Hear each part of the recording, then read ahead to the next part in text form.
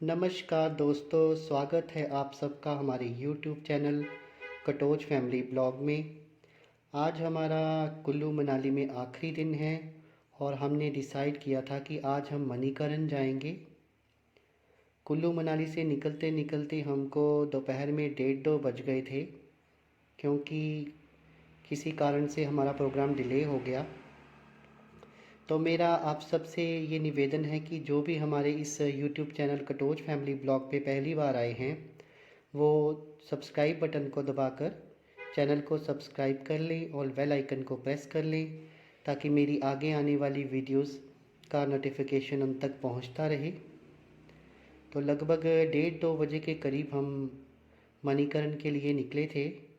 हमने इसके लिए टैक्सी की थी और जो ड्राइवर भैया थे वो लोकल थे वहाँ से।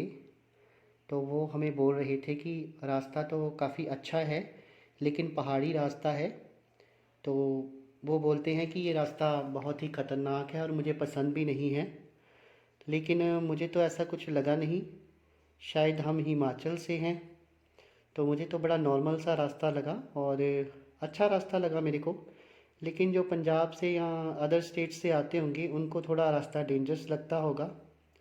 सिर्फ भैया बता रहे थे कि इस रास्ते पे जाम बहुत अधिक लग जाता है, क्योंकि मणिकरण भी घूमने के लिए टूरिस्ट बहुत जाता है। कसोल जो हिल स्टेशन है काफ़ी फेमस, वो भी इसी रास्ते पे आता है।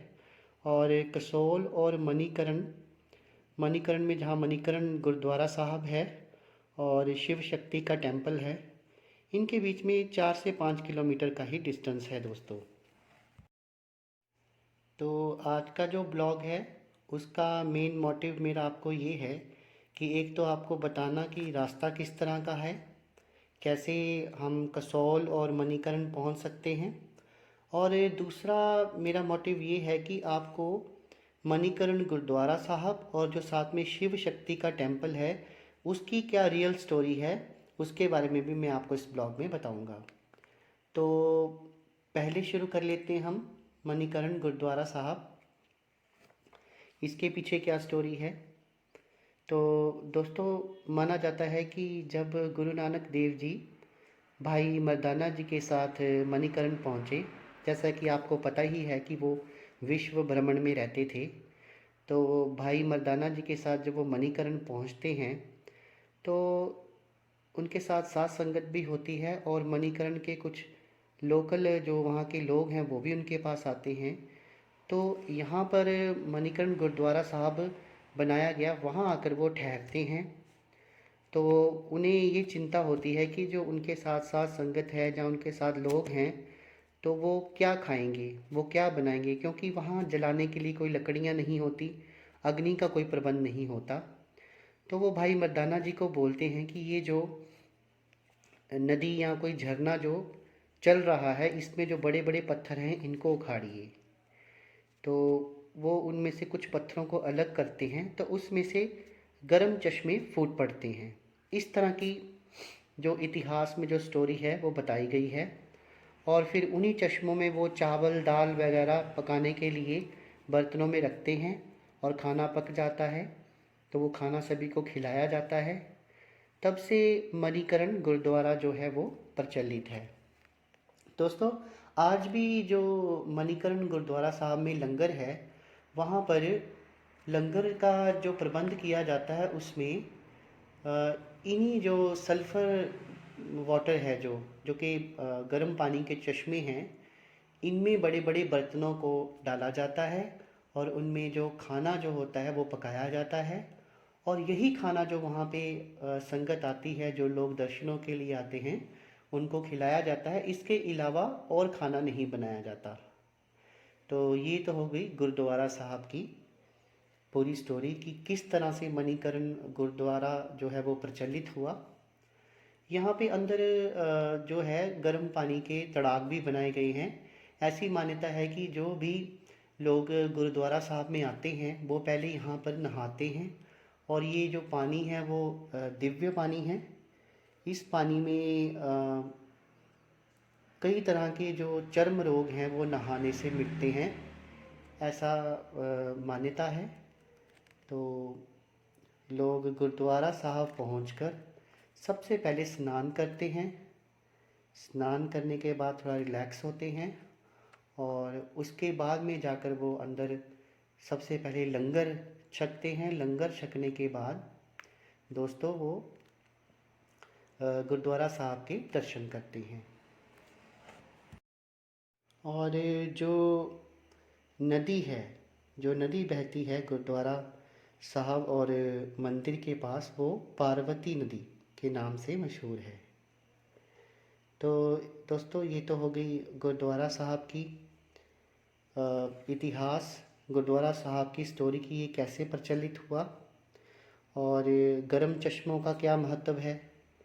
जैसे कि स्किन डिजीज़ के लिए बहुत इम्पॉर्टेंट हैं ये दोनों ही तड़ाक जो गुरुद्वारे में बनाए गए हैं। वहाँ लोग नहाते हैं और उनके कई तरह के रोग जो हैं वो दूर होते हैं।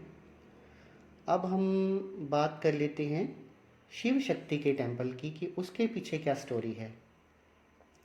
तो ऐसे माना जाता है कि बहुत प्राचीन बात है कि भगवान शिव और माता पार्वती ये दोनों यहाँ पर तपस्या के लिए आए हुए थे और माता पार्वती का जो बालू था वो गिर जाता है और वो गिरने के बाद सीधा पाताल में चला जाता है। तो माता पार्वती जो हैं वो अपने बालू को बहुत ढूंढती हैं, कान के बालू को, लेकिन उनको वो कहीं नहीं मिलता। फिर वो भगवान शिव से गुहार लगाती हैं कि उनके कान का बालू जो है वो ढूंढ दे। तो भगवान शिव जो है वहाँ की एक लोकल देवी हैं जिनकी बहुत मान्यता है, पास में ही मंदिर है। उनको आदेश देते हैं कि वो पाताल में जाकर शेषनाग को ये मेरा संदेश दे दें कि माता पार्वती के कान का बालू खो गया है और कृपया करके वो उसे लौटा दें। तो जब शेषनाग इस संदेश को सुनते हैं वो थोड़े से क्रोधित से हो जाते हैं और वो फुंकार लगाते हैं। तो ये माना जाता है कि फुंकार के साथ, उनकी फुंकार के साथ कुछ जहर निकलता है और साथ में जो पाताल लोक में छुपे हुए रत्न हैं, द्रव्य हैं, हीरे मोती हैं, माता काली जो माता पार्वती हैं उनके बालू के साथ सारे रत्न बाहर आ जाते हैं और उनकी फुंकार के कारण जो जहर निकला था उसके कारण यहाँ गर्म पानी के चश्मे जो हैं वो बन जाते हैं। तो वो जो उनका जहर है उनकी तुलना इन चश्मों के साथ की जाती है। तो जब माता पार्वती देखती हैं कि उनके बालों के साथ साथ काफ़ी सारे रत्न और काफ़ी सारे जो हैं आभूषण रत्न और काफ़ी सारे हीरे मोती जो हैं वो बाहर आए हैं, तो वो भी देखकर थोड़ी सी नाराज़ हो जाती हैं और क्रोधित हो जाती हैं और वो अपनी माया से ये सारी जो आभूषण, धन दौलत, सोना चांदी, आभूषण, हीरे मोती होते हैं उनको वो पत्थर बना देती हैं और सिर्फ उनके कान का बालू ही रह जाता है। तो वो वहाँ से अपने कान का बालू उठा लेती हैं और बाकी जो था वो सब पत्थर हो जाता है। इस प्रकार शेषनाग का जो घमंड है, जो उनका अहंकार है, वो भी चूर चूर हो जाता है। तब से ये जगह जो है बहुत प्रचलित है इंडियन माइथोलॉजी में और हिंदू धर्म में भी ये कथा जो है बहुत प्रचलित है। यहाँ पर अभी भी वो गर्म चश्मे हैं। मैं जब मंदिर में गया था तो जब मैं चल रहा था तो मंदिर का जो नीचे टाइल्स लगाई हुई थी, जहाँ फर्श था, वो बिल्कुल गर्म था। तो इस मंदिर के नीचे चश्मे हैं और उसके ऊपर मंदिर बना हुआ है और लोग मंदिर के अंदर ही 20-20 रुपए की थैलियाँ मिलती हैं चावलों की, वो धागे से बांधी होती हैं, उसको लेकर इन गर्म चश्मों में चावलों को पकाते हैं और यही प्रसाद जो है वो घर लेके जाते हैं। बाहर से चावल या अन्न लाने की इजाज़त नहीं है। पहले लोग घर से लेकर आते थे पर अब मंदिर वालों ने ये बंद कर दिया है। अब वो साफ़ सुथरे तरीके से बनाई हुई थैलियाँ ही जो यहाँ पे दर्शन के लिए श्रद्धालु आते हैं उनको देते हैं और वो इस पानी में चावलों को पकाते हैं। फिर ये जो पके हुए चावल होते हैं वो घर ले जाते हैं प्रसाद के रूप में। तो दोस्तों मेरा ये मणिकरण ब्लॉग आपको कैसा लगा?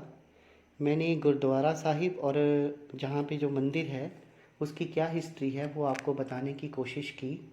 अगर आपको मेरा ब्लॉग अच्छा लगा हो तो एक लाइक ज़रूर दे देना और मेरी वीडियो को ज़्यादा से ज़्यादा शेयर कर देना ताकि ये जानकारी और लोगों तक भी पहुंच सके। मेरी वीडियो को देखने के लिए बहुत बहुत धन्यवाद।